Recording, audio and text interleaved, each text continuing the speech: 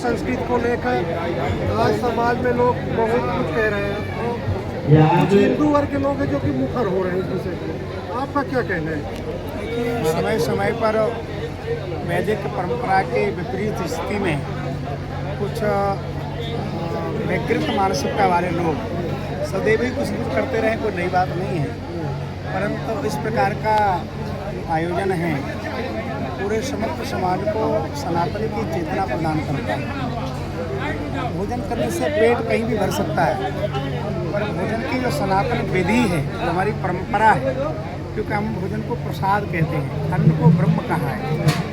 आज इस प्रकार से यहाँ पर सभी जो पृथ्वी के महेश्वर हैं, वेदों ने जिनको देव कहा, मनुष्यों में जिनको श्रेष्ठ कहा, ऐसे सभी ब्राह्मण का जो सम्मान हो रहा है, ये बड़ी प्राचीन पद्धति है। और हमारे डॉक्टर राजेंद्र मिश्रा जी इस प्राचीन पद्धति का जो अवलंबन कर रहे हैं, ये कोई सामान्य कार्यक्रम नहीं है। ये समग्र समाज को एक नई चेतना प्रदान करता है। आने वाली पीढ़ी और वर्तमान पीढ़ी को कहीं ना कहीं बताता है कि हमारे पूर्वज ऐसे थे, हम कैसे हो गए। इसमें कहीं ना कहीं इस प्रकार के सामूहिक आयोजन को देखने से हमारा चिंतन, हमारा मनन, हमारे जीवन की विचारधारा में जो पवित्रता और दिव्यता का प्रवेश होता है। इस आयोजन के लिए मैं मिश्रा परिवार को, विशेषकर राजेंद्र जी को हृदय की गहराइयों से साधुवाद प्रदान करता हूँ। भगवान से प्रार्थना करता हूँ।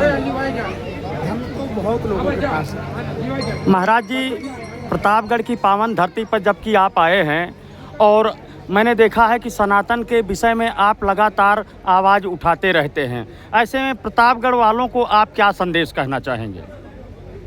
इस जिले का नाम ही प्रतापगढ़ है। जी सर। और प्रतापगढ़ पौरुष का प्रतीक होता है जी, प्रबलता का प्रतीक होता है जी। और प्रबलता का मतलब होता है जो दीनों की रक्षा करे, संस्कृति की रक्षा करे, मनुष्य मात्र को आत्मसात करे।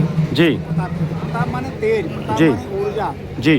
तो हमारे यहाँ कहा जाता है जोश रहे पर होश भी रहे। जी। ये प्रतापगढ़ है। जी। और इस प्रतापगढ़ की प्राचीन परंपरा राजा महाराजाओं की रही है, विद्वानों की रही है। जी। यहाँ भगवान आशुतोष गोचरनाथ विराजमान है। जी। कई महान विभूतियाँ इस जिले की जी रही है, जो अध्यात्म चेतना भारत को ही नहीं है, पूरे विश्व को दी है। जी।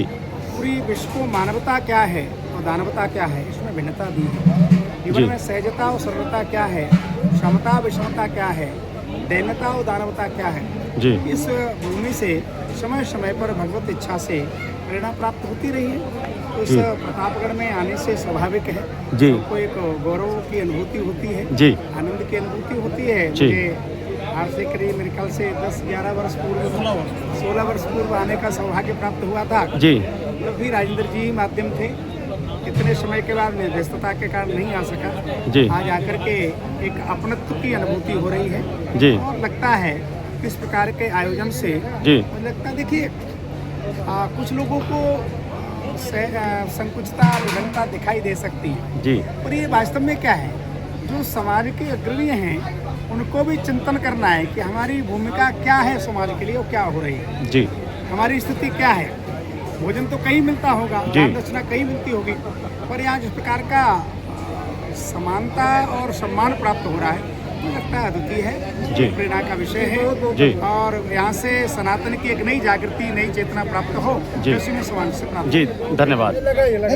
सर, जबकि गौहानी ग्राम सभा में विगत कई वर्षों से लगातार संतोषी माता के मंदिर पर भंडारा होता रहा है और आज तो बहुत बड़ा भंडारा हो रहा है, इसकी तैयारियां कितने दिनों से लगभग की जा रही हैं? सत्यता तो ये है कि इसकी तैयारी करने का कोई श्रेय हमारे को जाता नहीं। जी। महंत जी आए हुए हैं, जी। साधु संत आए हुए हैं, इनका आशीर्वाद। जी। और चूंकि आपने जैसा बोला माता संतोषी का भंडारा, तो संतोषी का माता का भंडारा है। जी। हम उसके एकमात्र निमित्त हैं। जी। उन्होंने, उनका कार्यक्रम है, उन्होंने आदेश किया। उन्होंने आदेश करने के बाद खुशी इस बात की होती है जी। कि हम होते नहीं हैं जी। यहाँ पर, गांव में होते नहीं हैं। जी। इस आयोजन से सभी ब्राह्मणों का, क्षेत्रवासियों का जी। आशीर्वाद लेने का हमें जी। मौका मिल जाता है। जी।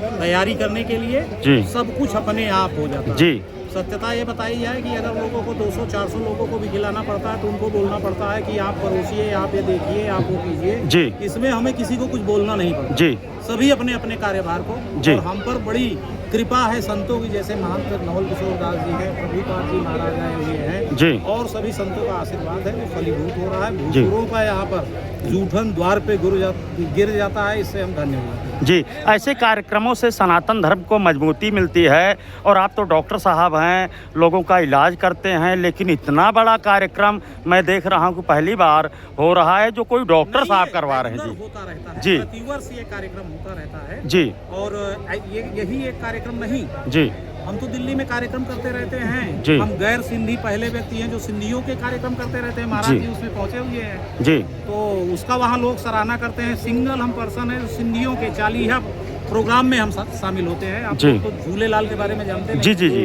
विष्णु को एक झूलेलाल, उसका भी हम प्रोग्राम दिल्ली में करते हैं और भी कई कार्यक्रम करते हैं जी। जिसे सबसे लास्ट में कहा जाता है, हमारे महात्माओं ने, हमारे संतों ने कहा परमानंद। जी। जो परमानंद की प्राप्ति है इस कार्यक्रम में जिस दिन हम शामिल होते हैं ना तो कोई थकान लगती है जी। और परमानंद की अनुभूति होती है। इतने भूसुर आकर के हमें आशीर्वाद देते हैं। जी, कल घोसरनाथ में भी कार्यक्रम है। घोसरनाथ में कल कार्यक्रम है जी। महाराज जी आए हुए हैं। जी। उन्हीं के आदेश पर 2010 में वहाँ पर स्थापना शनि महाराज की हुई थी। जी। शनि जन्मोत्सव जो कि ज्येष्ठ महीने की अमावस्या को पड़ता है। जी। उस शनि जन्मोत्सव पर प्रतिवर्ष वो कार्यक्रम पड़ता है। जी। और इस साल वो क्योंकि अधिक मास लगने के कारण वो 16 मई को रखा गया है। कल उसका कार्यक्रम दोपहर 12 बजे से शुरू होगा। जी। जिसमें आपके मीडिया के माध्यम से सभी को आमंत्रित करना चाहेंगे, जी। सादर निमंत्रित करना चाहेंगे। जी, बहुत बहुत धन्यवाद।